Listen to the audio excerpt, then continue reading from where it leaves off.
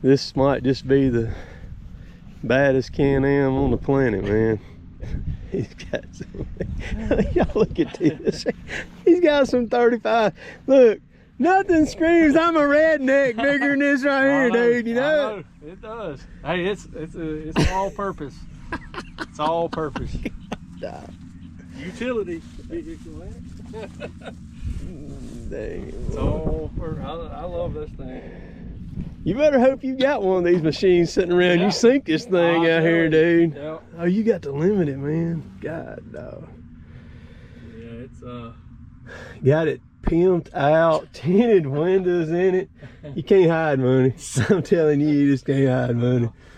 Oh gosh, look at that. You better spin it or else the sale's gonna get it. That's right. You're exactly right. Yeah, you got to spend it. Yeah. That's for dang sure. Dang, I like it. Does it seal up pretty good now? We kind of got some dust and everything. Yeah, it does good whenever we're out here and it's real dusty running around, putting fuel and stuff. When'd you get this one right here? I had it back in November. Okay, so it was still dry during the wintertime while you had it We took it up to the mountains during first of the year, and it was up in -2s and stuff up there where it's snowing. Yeah, and comfortable. It was comfortable.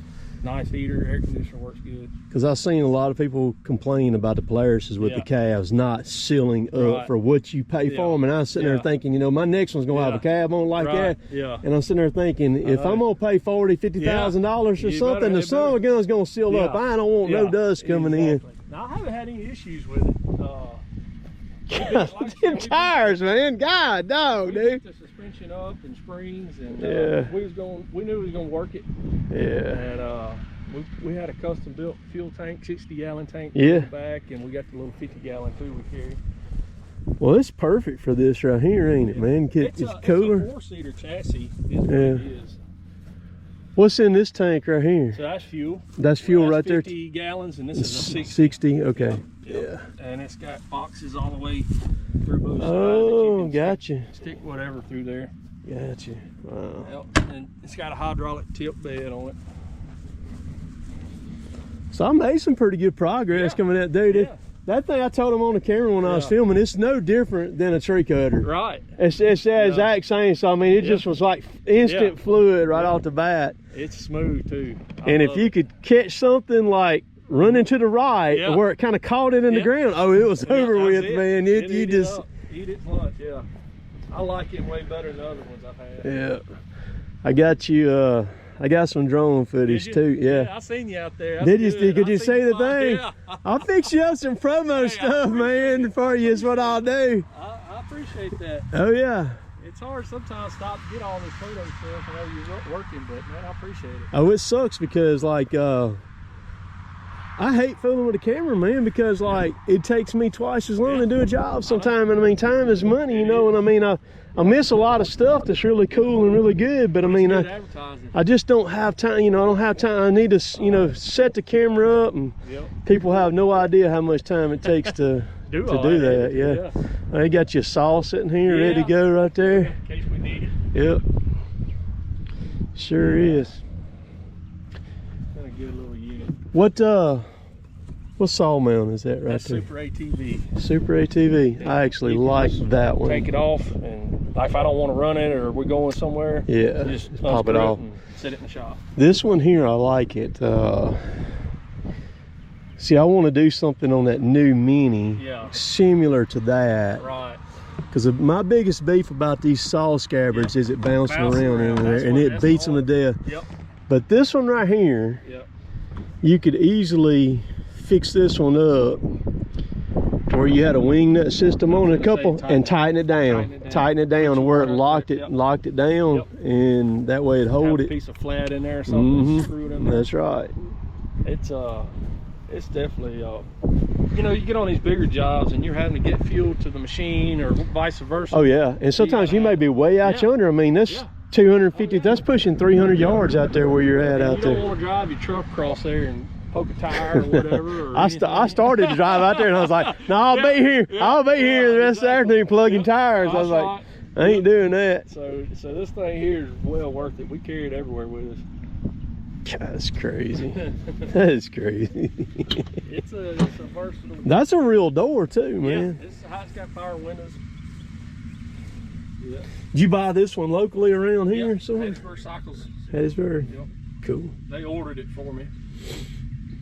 How long did you end up having to wait on it? Oh, it was about a week. They had it at a dealer. Oh, okay. Brought one in out of Louisiana. Mm-hmm. But we definitely get the use out of it. If y'all want to follow Glenn on Instagram, just look up Southern Services. Southern South Services, yep. Southern South Services, and he posts a lot of cool stuff. You're like I said earlier, you're just like I am. Yeah. You're an attention to detail kind of guy. Yeah. And so I click with folks like that. Right. I mean, you got your pole barn going on. Yeah. Got it lit, everything's on point. You got your fuel tanks the other day, man. Yeah. Dude, one of the I'd rather run naked through barbed wire than to go to a gas station, man. Because I mean, running all this around every day, you're stopping there every day, and time is money. And you get somewhere and you're fueling up 150 gallons a day easily or more. Sure. It takes time, and I said heck with it, and we just put it up at the house, 2,000-gallon tanks.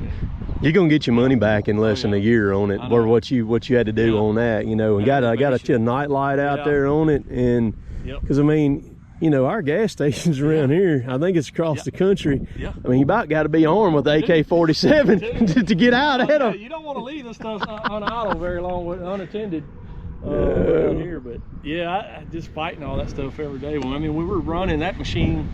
There runs 100 gallons a day, and that runs 120 gallons a day. So when they're both running, you're going through it. Mm-hmm. So, you know, after the years, you start learning what works, what don't work. And you'll start fine-tuning it, and it'll come work itself out. That's right. You know, it's come a long way in a short amount of time, so we've been blessed. I tell you what, it's very worth my while to ride down here today to check that thing out there. I was glad you did. To say I'm impressed is a complete understatement on that. That's right a good there. little package for sure. It is. I call it my weed eater. That's all it is, a giant weed eater on steroids, man. Yeah. I mean, instead of cutting grass, you can cut whole freaking trees down with it, man. Yeah. It's a good setup. That shear X has been a good product. Cause Glenn has been through a lot of stuff too. He's paid us what I call the stupid tax on a lot of stuff. Started out with a 57, Kubota 57, and a Blue Diamond. Blue Diamond. Beat it to death. And then kind of advanced up a little bit. I mean, you've talked a lot on Instagram and everything. Learn from my expensive stuff, my growing pains. Exactly. Because man, this stuff costs so much money anymore, man. It does. But like I say, you'll figure out what your business is doing and what you need to do to be productive, and you'll find out what gets you there, right, and what don't. So. Right.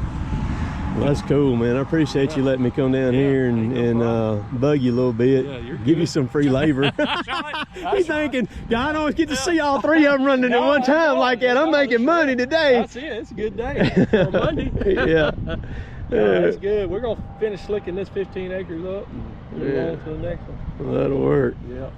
Just put about 40 gallons in my spray tank. About to do some spraying around here on the property. And it's that time of year again, start killing stuff back. So you seen that video just watched with Glenn. The best way, in my opinion, to learn is to go visit someone. Go spend some time with them. You know, hang out, watch how they work. And you don't even have to ask any questions. You can just sit there and watch. As long as they'll let you come, go watch. So all the way back in high school, I hustled tree work. And one of the reasons why I've been able to do what I do is there's a couple things, you know, working in the woods, running the equipment my whole life. I know what'll work and what won't work. And then also too, before I made the move to completely do what I'm doing 100%, I spent quite a lot of time on the road. There's some people who know that, but most people don't. I spent an insane amount of time over in the Atlanta metro area. I've got quite a few friends over there who are in the tree business. And so if I was not doing anything over here, I can be in Atlanta in under 4 hours from right here where I'm at. So I can easily make a day trip over there and back. I spent countless days over there working with those guys.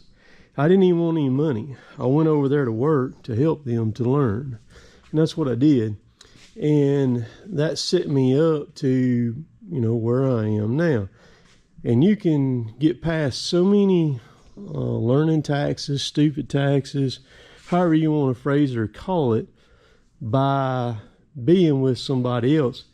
It depends on how bad you want to do it. If you want to do it bad enough, a lot of people don't want you to come hang out or anything. But if you offer your service or work or help them for free, they may change their tune. I was over there lots of times working with different people, and they would offer to pay me. I wouldn't take no money from them. I didn't want any money. My pay was for the knowledge that I got. Knowledge is power. You cannot put a price on knowledge.